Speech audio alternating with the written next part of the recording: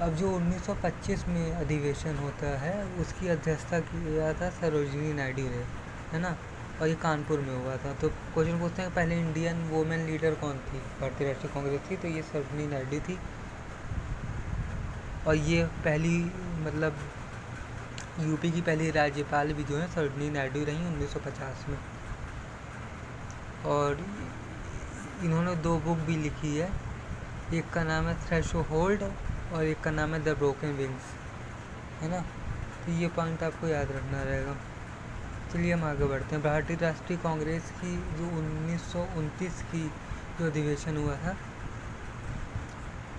वो जो है 1929 का जो अधिवेशन हुआ था वो लाहौर में हुआ था। उसकी अध्यक्षता नेहरू ने किया था, जवाहरलाल नेहरू जी ने, ठीक है। और इसमें एक चीज़ अहम है।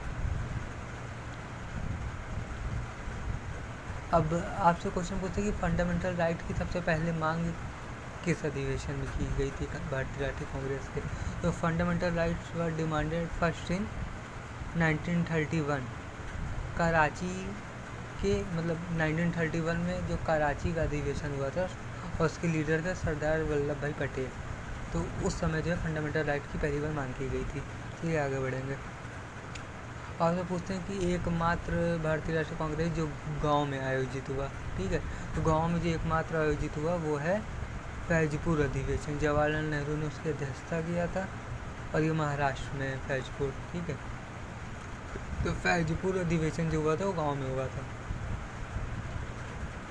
अब देखिए एक क्वेश्चन पूछते कि सुभाष चंद्र बोस ने कौन से अधिवेशन से इस्तीफा दे दिया था। सुभाष चंद्र बोस ने एक अधिवेशन से इस्तीफा दे दिया था, ठीक है, रिजाइन कर दिया था। तो वो था आपका त्रिपुरी का अधिवेशन जो था 1939 में ये हो रहा था त्रिपुरी नामक स्थान पे।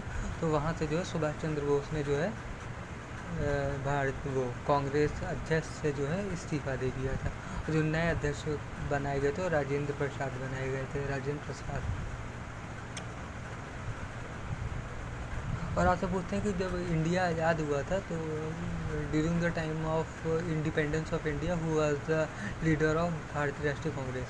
तो भारतीय राष्ट्रीय कांग्रेस का अध्यक्ष कौन था जब इंडिया आज़ाद हुआ था। तो JB कृपलानी थे, ठीक है।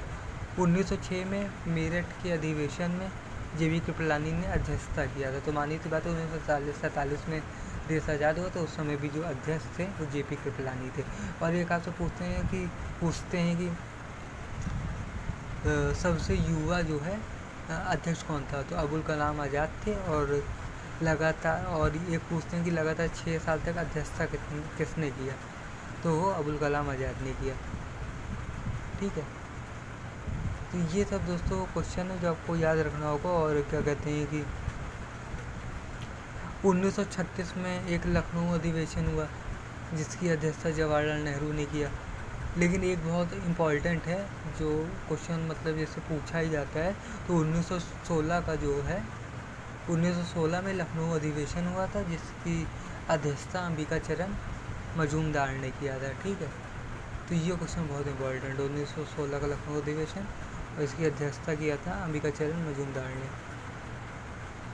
और इसमें एक अहम चीज़ हुई थी कि कांग्रेस और मुस्लिम लीग के बीच इसमें क्या था कि समझौता हुआ था भारतीय राष्ट्रीय कांग्रेस के 1916 के अधिवेशन में।